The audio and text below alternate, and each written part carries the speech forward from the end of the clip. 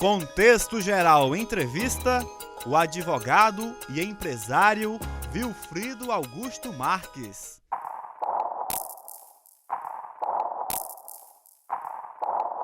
Um enorme prazer e uma grande honra poder me dirigir a todo esse grande público da TV União, de vários estados e principalmente no momento que o país vive, onde há necessidade de uma interlocução maior entre as pessoas,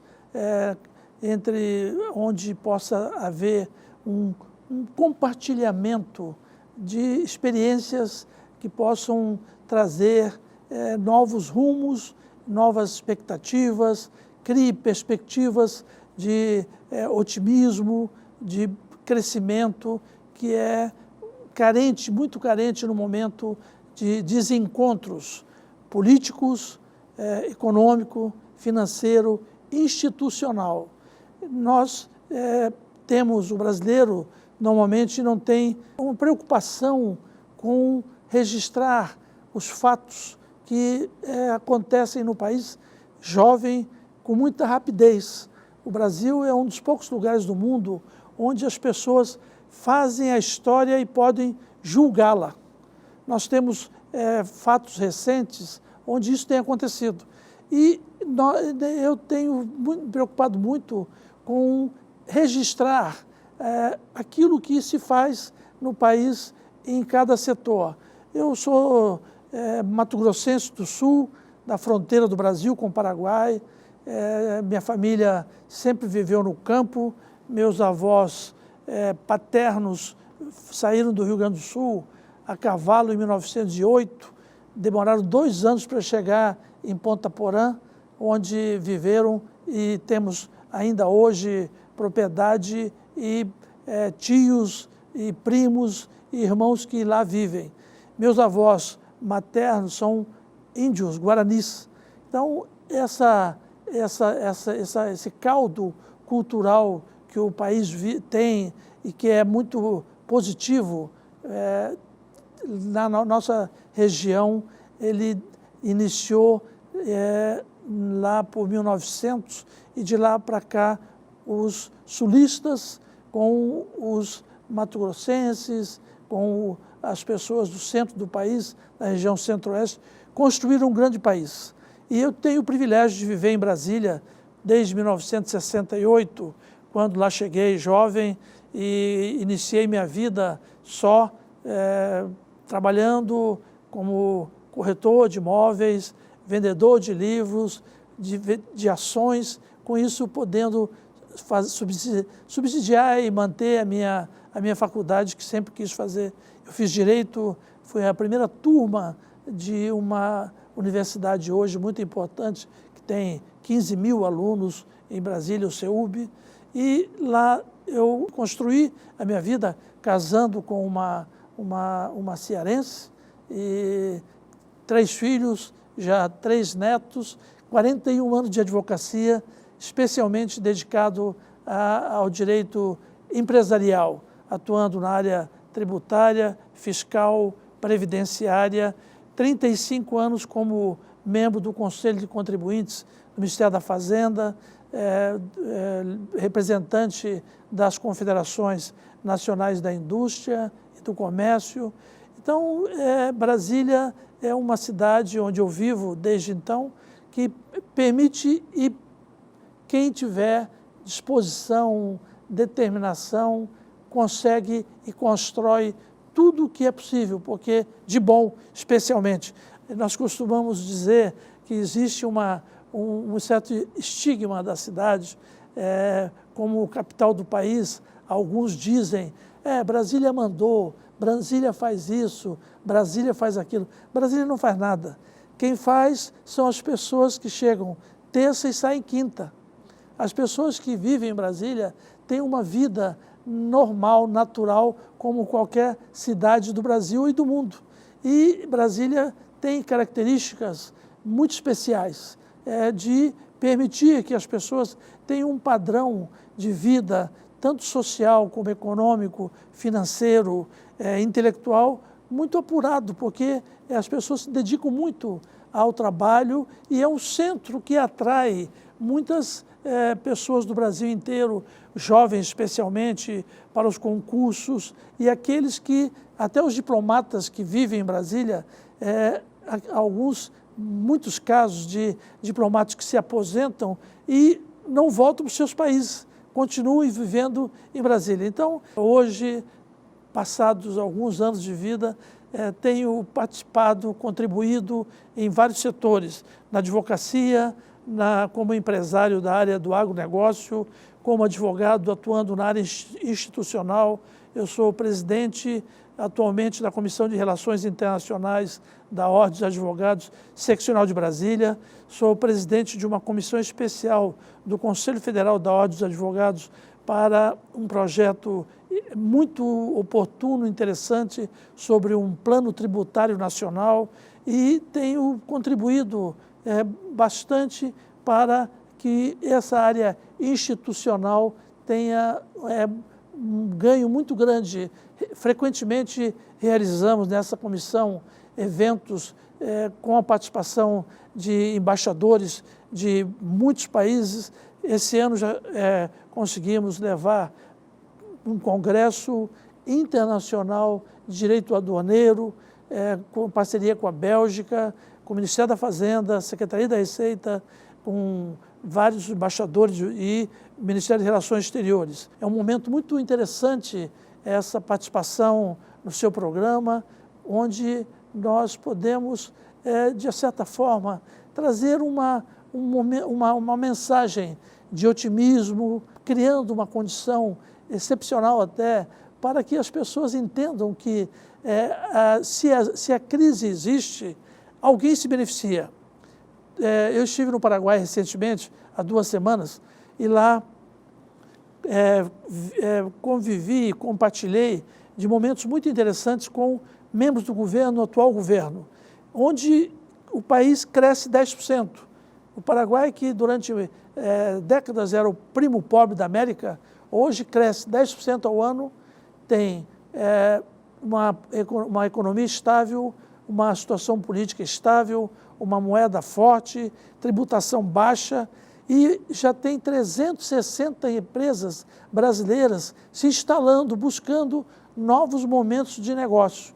E isso aconteceu muito fortemente quando houve o impeachment do antigo presidente Lugo, que assumiu um jovem, administrou o país, permitindo que esse momento que seria um problema de crise política, criasse oportunidades de trabalho, de negócios, e aí o resultado esse. É um país que é um canteiro de obras, um país de 400 mil quilômetros quadrados, com uma localização fantástica, com um povo com uma rede educacional muito boa, jovens com produção agrícola, riqueza natural muito grande. Então, são situações que nos permitem ter otimismo de pensar que um país como o Brasil, que é muito maior que tudo isso que está acontecendo aí, precisa de estímulo, de otimismo, de injeção, de pessoas que possam dizer que trabalhando a gente consegue solucionar qualquer problema. O Walton, da rede Walmart, ele fala que crise, tire o S. Então, é isso que nós temos que fazer. Vamos tirar o S, vamos criar bastante e permitir aproveitar essas potencialidades que existem e que nós todos podemos transformar em resultados positivos.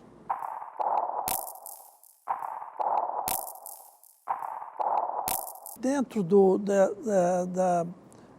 da atuação profissional de 41 anos, desde o primeiro momento, eu optei pela área tributária. E, em 1974, eu fui indicado para o Conselho de Contribuintes do Ministério da Fazenda e ali permaneci por 35 anos. Essa é uma experiência que poucos brasileiros puderam e poderão ter, porque eu vivi momentos muito importantes de vários ciclos de desenvolvimento do país com conotações, com políticas e com gestões distintas. O grande fato que nós temos que analisar e considerar é a carga tributária, aquilo que o país vive de mais difícil e ruim para a população. Porque a tributação ela é muito prejudicial, principalmente às classes mais necessitadas. Existe um sistema tributário nacional que tributa igualmente ricos e pobres. Tributa igualmente quem produz e quem especula. E isso cria uma situação muito negativa, porque não há, além do excesso da carga tributária, não há retributividade. Não se sabe para onde vão os recursos que são arrecadados, qual a destinação. Ninguém é responsável. A população que paga tem uma carga tributária entre 37% e 40%, que é uma das mais altas do mundo, tem o menor retorno possível. Nós não temos educação, saúde, segurança, logística, e isso é uma política que permite que haja a evasão, que haja uma economia informal.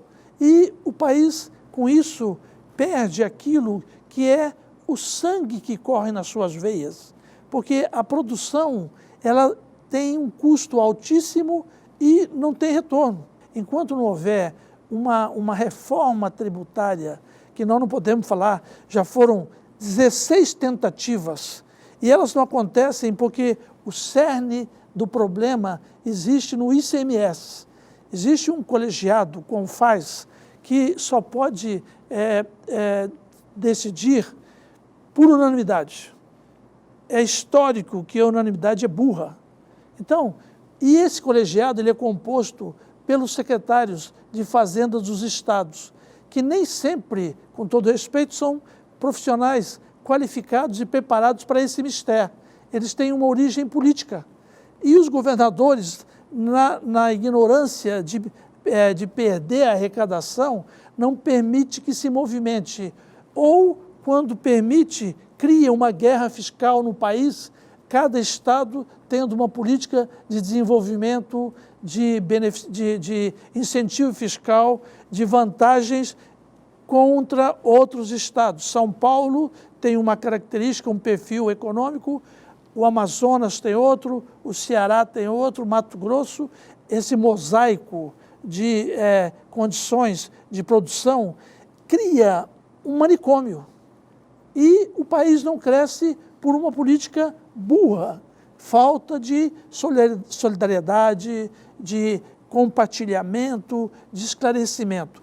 Nós criamos no Conselho Federal da Ordem dos Advogados, com o patrocínio, com o aval do atual presidente Marcos Vinícius Furtado Coelho, uma comissão especial de defesa da cidadania tributária. Porque, conhecendo as 16 tentativas de reforma tributária, identificamos que o grande problema é o envolvimento dos estados, do legislativo e do executivo, sem a participação da sociedade civil. A Ordem dos Advogados tem, na Constituição, a prerrogativa da emenda constitucional. E nós estamos preparando um trabalho onde nós vamos apresentar ao Congresso Nacional um plano tributário nacional, que significa nós podemos propor modificações que os estados, os municípios e o governo, o executivo e o legislativo não podem propor. Então, esse aspecto da reforma tributária com a reforma política são os dois grandes entraves ao desenvolvimento do país. O único setor do país que consegue fugir dessa tirania é o agronegócio. O agronegócio, em 1998, o país exportou 18 bilhões de dólares. Em 2014, próximo de 250 bilhões de dólares. Nesses valores, 50% praticamente ele é gerado e ele sai do agronegócio. No agronegócio, o homem do campo trabalha 24 horas por dia, 7 dias por semana, 30 dias por mês, 365 dias por ano. Ele tem compromissos, ele tem responsabilidade com o clima, com o mercado, com o valor da terra, com a especialização que ele tem. Esse segmento do país, ninguém fala.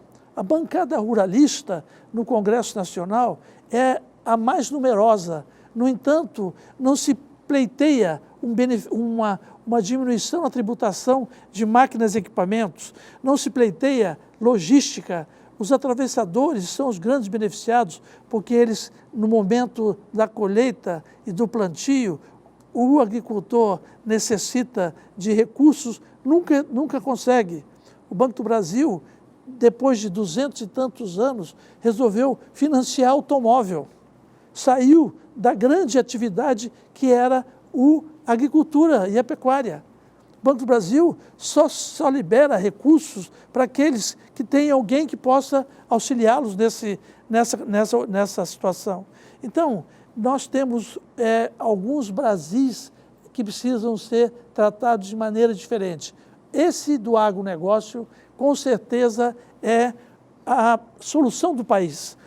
Sempre se diz que o Brasil seria o celeiro do mundo. O Brasil não seria, o Brasil é o celeiro do mundo. Nós já somos maiores produtores de soja. O ano passado superamos os Estados Unidos, produzimos 90 milhões de toneladas. Esse ano também, e o importante é que o nosso potencial, em função das terras que ainda existem, que podem ser aproveitadas, nós não atingimos 50% do nosso potencial de áreas que serão plantadas, independente daquilo que a biotecnologia de reprodução vegetal e animal pode fazer para melhorar isso. Nós podemos dobrar a nossa produção de soja simplesmente com um sistema de adubação que já está sendo desenvolvido em Cascavel, no Paraná, pelas cooperativas. Nós temos possibilidade de dobrar a produção de soja.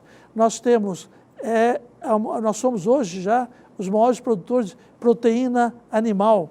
A nossa carne é consumida no mundo inteiro por preços que hoje são compatíveis com a produção.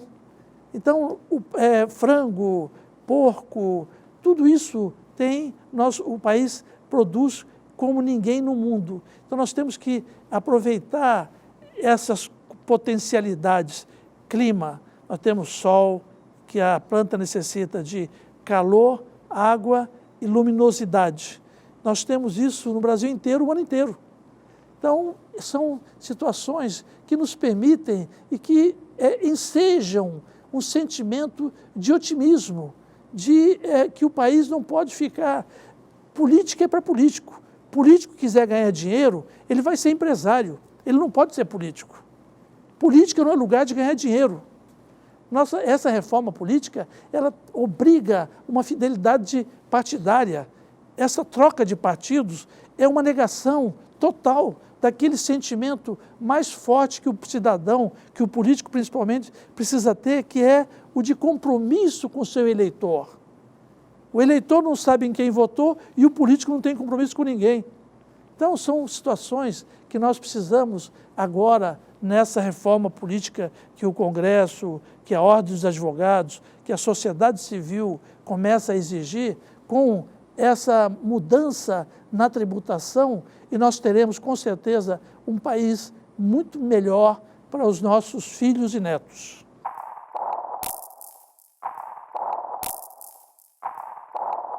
Em que pese essa crise cambial, esse momento que o país vive, político, econômico, institucional, nem esses problemas todos afetam de uma maneira prejudicial ao agronegócio e ao campo. Porque o agronegócio, ele é tudo. A panificadora, o trigo, o supermercado, é a cadeia de produção, desde o início até o consumo.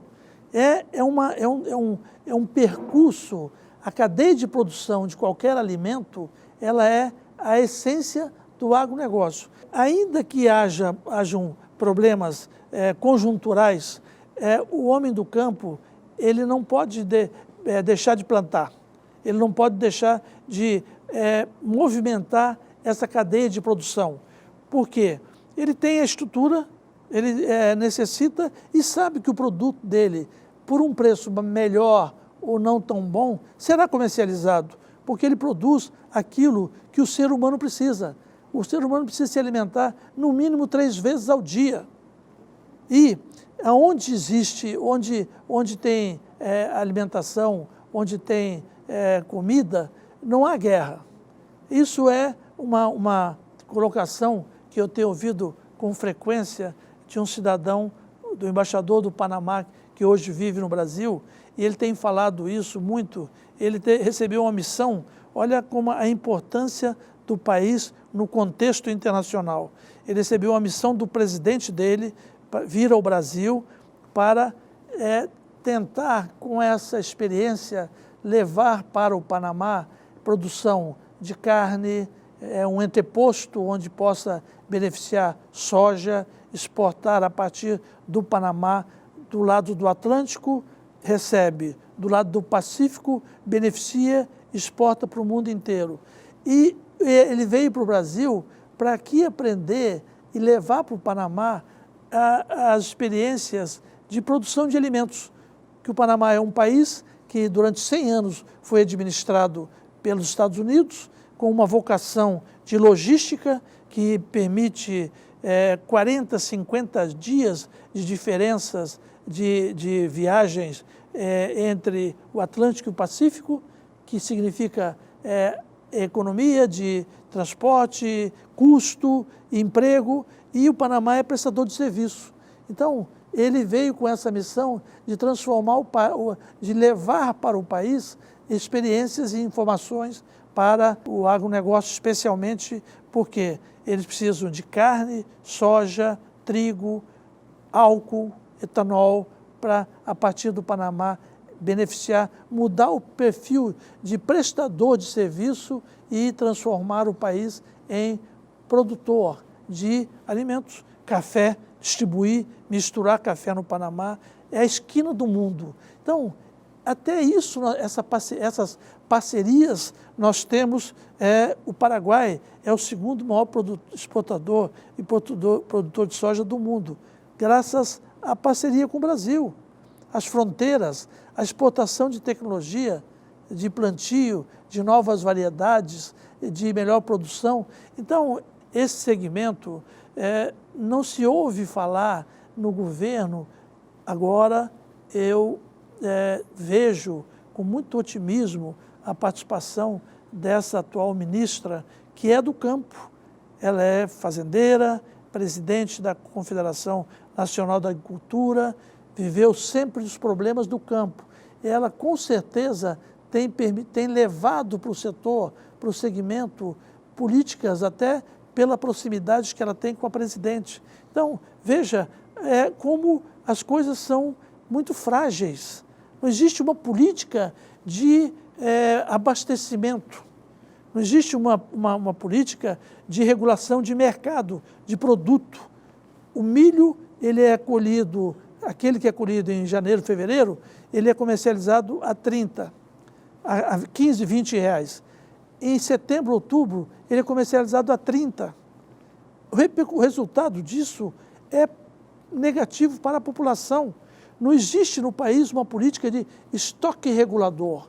Quando tentou se montar através da Cobal, através da Conab, isso tudo foi desvirtuado em cima de grandes escândalos de beneficiamento, desvio de produto, recursos que foram mal utilizados. Então, são situações que precisam ser analisadas, precisam ser criadas e fiscalizadas pela população que também não se preocupa com nada. O brasileiro está tudo bom. Tudo no brasileiro está bom. A primeira vez que eu acho que o Brasil e o brasileiro vai reagir a uma situação é agora. Porque bateu no bolso. Então, disse que a parte mais sensível do ser humano é o bolso, né? Então, nessa crise, com desemprego, com desabastecimento, né, essa situação política e institucional, primeira vez que o país realmente passa por um processo de dificuldades.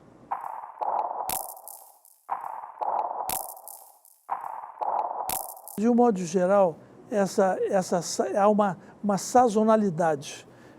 Como o Brasil, até nisso ele é privilegiado, nós temos várias áreas com vários climas, várias regiões do Brasil. Das 5 regiões, norte, sul, leste, oeste, centro-oeste, essas regiões, elas têm momentos distintos, de produção, de plantio, de colheita, e isso, nesse ano, além da crise cambial, do problema climático, do problema político, o setor, com certeza, sentiu e deve apresentar algum resultado que eu não acredito que seja negativo, mas, de qualquer forma, não será aquele crescimento que vinha acontecendo durante 10, 15 anos.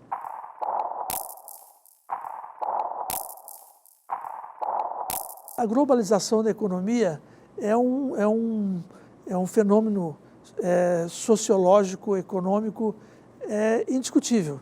Então, tudo aquilo que acontece no mundo, apesar das notícias ruins que surgem, elas, de qualquer forma, têm, durante os anos, demonstrado que há um encaminhamento do mundo para viver em paz e harmonia, mas absolutamente dependentes. Por exemplo, houve agora um tratado do Pacífico, que 14 países do mundo participaram e o Brasil ficou fora. Um tratado que, nas entrelinhas, se vê a disputa que existe entre a hegemonia mundial da China e dos Estados Unidos. Poderes que estão sendo cada vez mais polarizados. Então, tudo isso tem o lado político, sociológico, religioso. Todavia, é fundamental, e isso é o que, pelo menos, nós temos que considerar, que quem produz alimentos. A África agora entra num processo também de desenvolvimento. O Oriente Médio, apesar desse momento crítico, ele vive um momento de mudanças, grandes transformações. Os ditadores que durante décadas dominaram o petróleo e cometeram desvios, eles sumiram. São novos grupos que estão disputando o poder numa tentativa de criar um país, de criar países. Por exemplo, se nós analisarmos a geopolítica mundial, esses movimentos todos, eles são com objetivos de progresso, de melhoria, de futuro. E nós, lógico que vamos sentir também o problema que acontece em outros lugares do mundo, mas essa diminuição, essas avaliações das empresas especializadas na conjuntura econômica, elas têm um resultado interessante, porque sinalizam aquilo que está errado. São fiscais governamentais, que são entidades, que são empresas que demonstram a importância da globalização da economia. E é isso que nós vivemos. As grandes empresas que vêm para o Brasil e aqui se instalam, elas trazem junto todo um processo de melhoria, de auditoria fiscal, contábil, compliance. Então, tudo isso são momentos que nós temos que nos incorporar. O Brasil viveu e vive fechado para o mundo. A nossa política financeira internacional, ela é absurdamente retrógrada, conservadora. Todos os lugares do mundo que você vai, existem casas de câmbio, todas as moedas funcionam. Nós somos o único país do mundo que tem uma moeda real. É o único país do mundo que tem uma moeda que tem que se enquadrar no contexto financeiro internacional. Então, esses aspectos todos, eles existem, serão superados. É um país jovem. Eu costumo dizer que o Brasil começou a existir em 1808, quando o imperador Dom Pedro veio para o Brasil, criou o Banco do Brasil, o Ministério da Fazenda, e ali já surgiu o empresário, o Barão do Rio Branco, que criou os bancos privados, as empresas, as ferrovias, os portos, só que foi lá em 1808. De lá para cá, nós temos um sistema político-econômico que pouco avançou no mundo, se nós considerarmos um país de 200 anos, com 200 milhões de habitantes, com as nossas potencialidades. Então, muita coisa ainda pode ser feita para mudar esse país, especialmente no aspecto político e tributário. São dois assuntos, dois temas que nós temos que nos debruçar para poder fazer com que haja realmente um aproveitamento das potencialidades desse país jovem, próspero, rico e maravilhoso.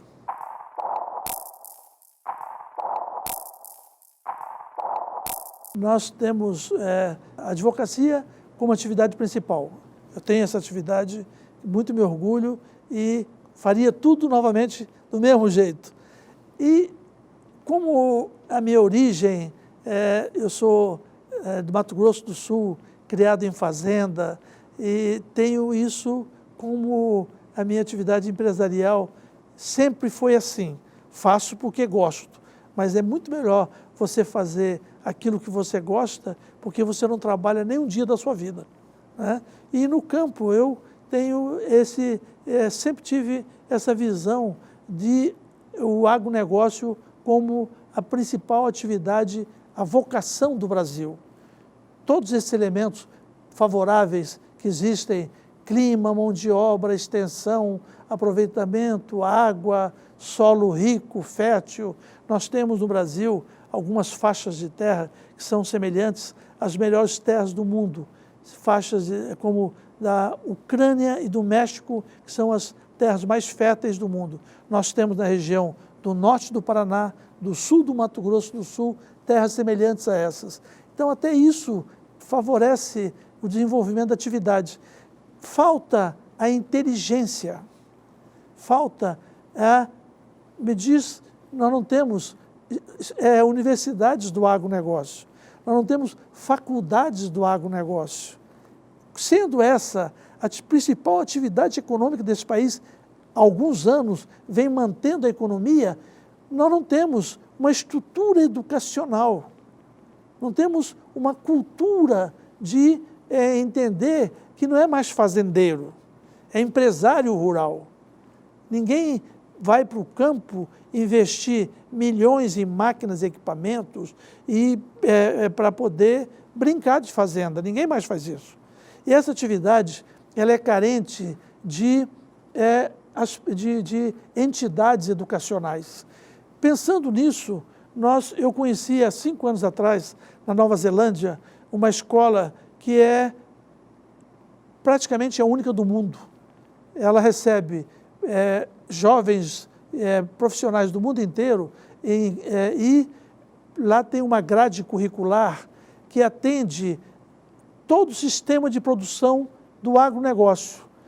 O exemplo mais marcante disso é que as redes de supermercados, as maiores do mundo, vão lá contratar os seus executivos porque eles têm aquilo que permite a administração do grande negócio, que é o supermercado. A ponta do agronegócio está ali no supermercado, né? No varejo e no atacado, commodity, que são as grandes exportadoras de grãos.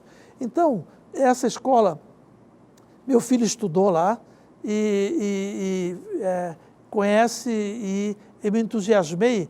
E quando lá estive, eu obtive todas as informações e desde então eu venho montando em Brasília, numa propriedade na fazenda Sangapuitã, que é o nome do lugar onde eu nasci, lá na fronteira do Brasil com o Paraguai, em Ponta Porã. E nessa propriedade eu montei uma estrutura com ainda inicial, com auditório, sala de aula, mas principalmente com um corpo docente altamente qualificado, que é resultado dessa mão de obra qualificada que existe em Brasília.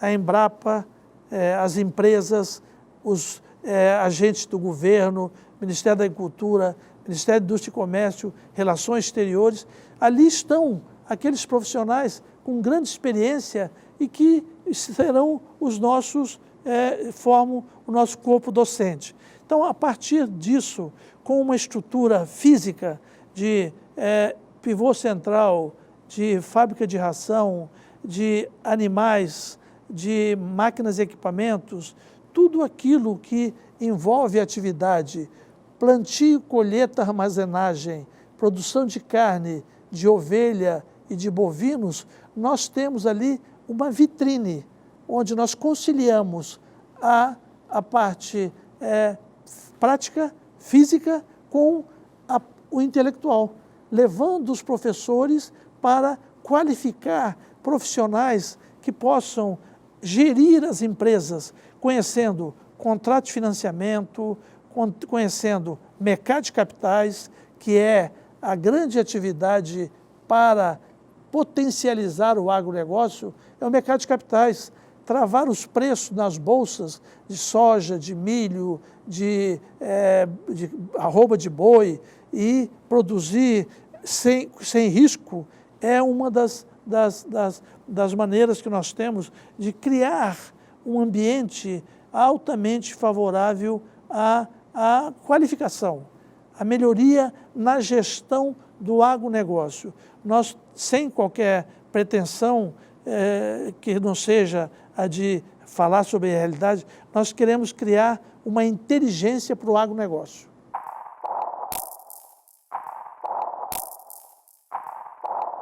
Nós temos na grade curricular, que sem dúvida,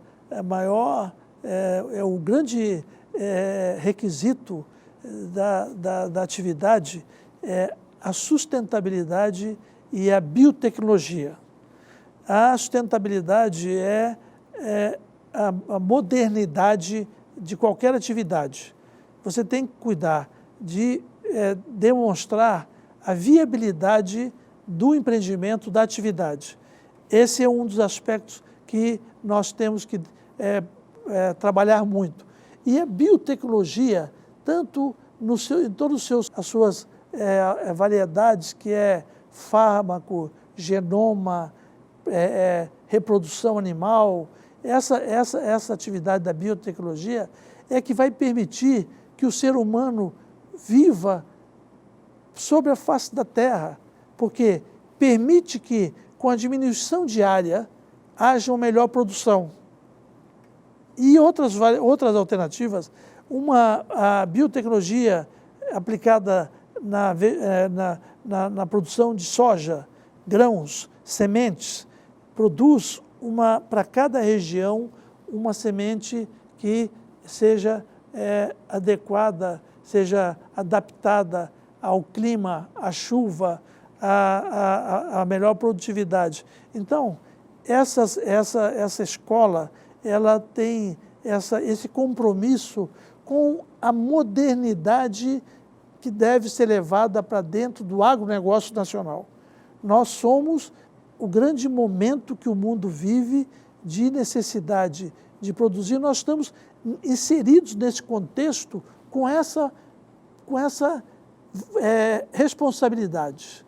E é isso que nós temos que desenvolver, principalmente a partir da inteligência do agronegócio. Nós já temos hoje um convênio em andamento com o Panamá. O Panamá terá, fora do Brasil, a primeira escola do agronegócio internacional.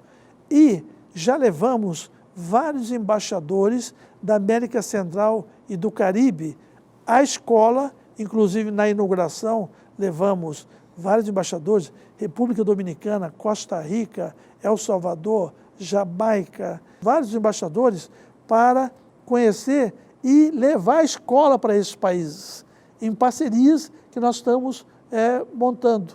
Isso é o que o mundo inteiro espera do Brasil, que a gente possa, através dessa nossa experiência no agronegócio, transmitir isso para os países e permitir que haja produção de alimentos, compatibilizando com a sustentabilidade, utilizando a água de maneira mais racional, que será o grande problema da humanidade, recuperando as áreas degradadas, recuperando o subsolo, o solo, que é a única maneira de ter o ser humano sobre a face da Terra. E esse compromisso, ele parte exatamente da montagem dessa escola.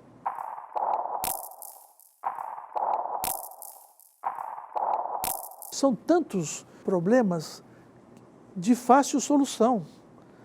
Por quê? Você tem uma ideia,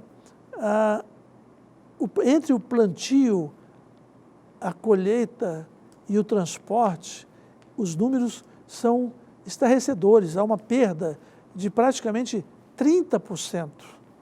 Falta armazenamento, faltam estradas.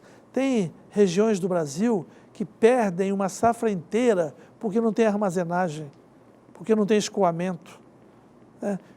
A política de preços é fundamental que haja, não só para proteger a população, proteger também quem produz. Porque se é pequeno produtor, se é atividade, agricultura familiar, se é empresarial, o objetivo é o mesmo.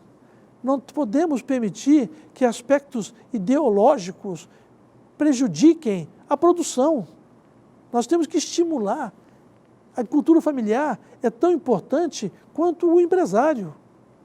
Num país com os nossos problemas sociais, com as nossas diferenças regionais. Então, são muitos. O aspecto tributário facilitaria muito a tributação de produtos primários. Num país e num mundo onde arroz, feijão, trigo, soja é fundamental, a tributação é elevadíssima.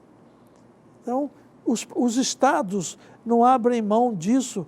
Os estados teriam que ter uma política mais inteligente de buscar recursos e fontes em outras áreas, não naquela que pode diminuir a delinquência, pode permitir a alfabetização, pode permitir a saúde melhor, pode puxar o homem da cidade para o campo, num êxodo ao contrário, diferente daquele que ocorreu há 4 décadas, quando, em função de um sistema habitacional, o homem saiu do campo para a cidade, periferia das grandes cidades, onde os pais se tornaram homens indignos e os filhos marginais e as filhas se prostituíram nas favelas. As favelas, o resultado do sistema habitacional lá atrás, levou do campo para a cidade na busca, quando a construção, quando as moradias deveriam ser construídas no campo, elas foram construídas nas periferias das grandes cidades. Então, esse movimento tem que acontecer, ainda que hoje seja absolutamente do campo para a cidade ainda. Por quê? Porque no campo não se criam as condições favoráveis. Se você constrói escolas, saúde, segurança no campo, o homem vive com dignidade. Ele tem a comida, ele é conhecido, ele tem um ambiente social, ele tem as famílias, e essa é a vocação do Brasil. Na Nova Zelândia, você não encontra uma única casa num país de 400 mil quilômetros quadrados, você não encontra uma única mansão em nenhuma cidade. Todos vivem no campo. Entre as 10 atividades do agronegócio mais importantes do mundo, a Nova Zelândia, com uma população de 6 milhões de habitantes, com 400 mil quilômetros quadrados, está entre todas elas. Em 1890, a Nova Zelândia mandava carne de ovelha para a Europa resfriada. Em 1890. Nós não temos ainda uma cadeia de produção de ovinos. Então, existem muitos problemas, mas de soluções fáceis, desde que haja uma política, haja uma prioridade. Vários países do mundo que priorizaram a educação deram um salto, já são hoje consideradas potências.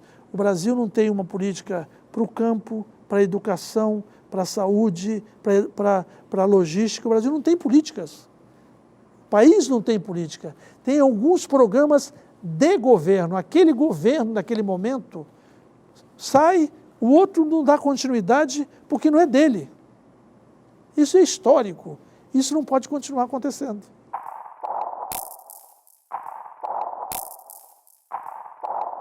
Bonito em Mato Grosso do Sul. Bonito é lindo. Era uma cidade que até 30 anos atrás ninguém sabia, ninguém nunca se ouviu falar. Hoje é um lugar paradisíaco. Como outras regiões do Brasil, as praias do Nordeste, as praias do Ceará, os lençóis maranhenses, o Rio Grande do Sul, com as regiões dos vales, Vale do Vinho, com Gramado, a cidade de veraneio, de turismo de inverno. O turismo é a maior indústria do mundo. Nós temos regiões maravilhosas, precisamos, com certeza, ele tem uma grande vinculação com o rural. Todo ele é no campo. O vinho, na região dos vinhos, não só do Rio Grande do Sul, como no Nordeste. O Vale de São Francisco produz uva e vinho cada dia melhor.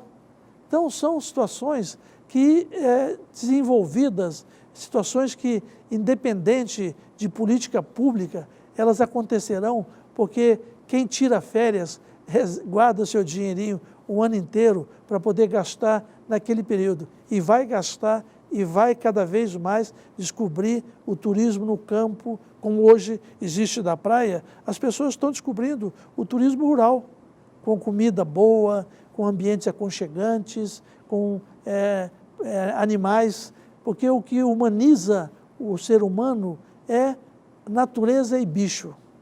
E isso você encontra no campo.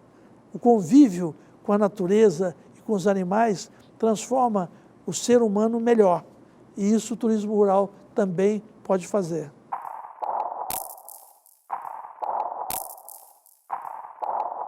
A Casa Vilfredo é uma fase que consolidou minha vida como cidadão, como empresário, porque sem que eu pudesse um dia imaginar, eu fui para uma região que é Gramado, que tem uma comunidade fechada, conservadora, como é o gaúcho, e ali, com algumas pessoas da cidade que eu conheci, que me fizeram seus amigos e eu também, nós idealizamos e realizamos esse projeto, que é uma casa de eventos para 1.000 pessoas, com 1.400 metros, a 4 quilômetros do centro de Gramado, onde as pessoas não imaginavam que pudesse acontecer algo tão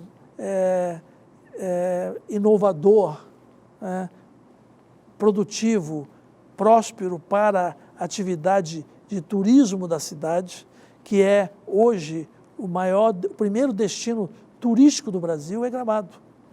Então, idealizamos e construímos essa casa que recebe frequentemente. Já começamos, 28 de novembro do ano passado foi a inauguração.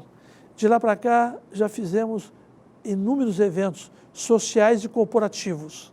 A reação da mídia, da população, do Estado e de quem vai lá e conhece é muito boa, porque realmente foi a restauração de uma casa secular numa região de colônia italiana.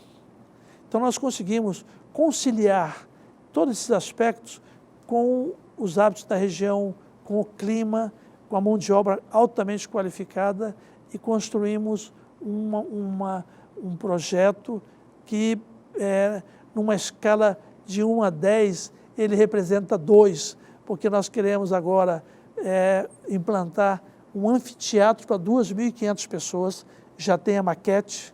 Nós queremos, ao lado, construir um centro de convenções, já tem o projeto, e estamos negociando com uma rede internacional de hotéis para uma bandeira internacional em Gramado que não existe.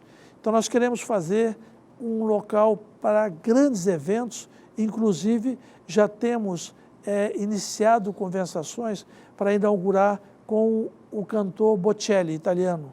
Ele iria inaugurar o anfiteatro e demonstrar com isso a necessidade de transformar aquela região do sul do Brasil no centro da América do Sul como turismo, lazer.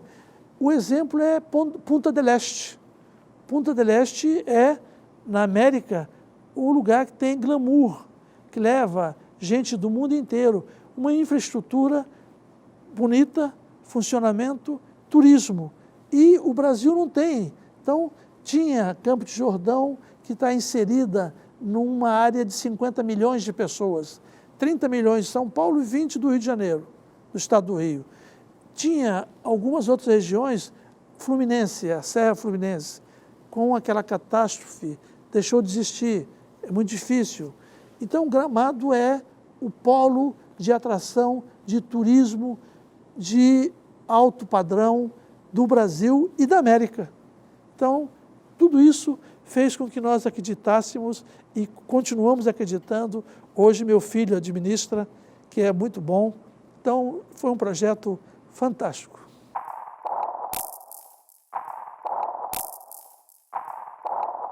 Às vezes peco pelo excesso de otimismo, mas quando você reúne pessoas boas para falar sobre coisas boas, objetivas, práticas, de otimismo, de confiança, de criatividade, envolvendo aí o bom sentimento, eu acho que isso tudo tem me deixado muito, muito feliz, como estou hoje aqui, convidado pelo meu amigo, que há muitos anos não encontrava, não via, mas sempre que nos encontramos é muito, muito bom, é muito alegre, e parabenizá-lo pelo projeto, pela realização e pela oportunidade de poder falar sobre alguma coisa que eu acredito que seja interessante sobre algum aspecto. Eu quero agradecer a equipe do Bardavil, a todos aqueles que me acolheram aqui e permitiram que, de certa maneira, eu pudesse transmitir alguma coisa daquilo que nós temos ao longo de muitos anos tentado fazer de melhor.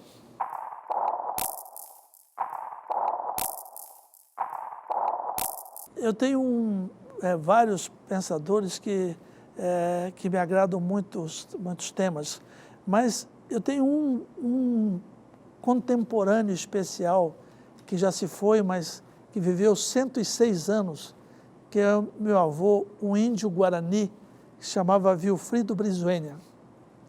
E ele dizia que nós temos que trabalhar hoje até meio-dia, à tarde nós trabalhamos para amanhã. e que nós temos que estar sempre olhando para frente e para o alto. Simples, mas muito expressivo.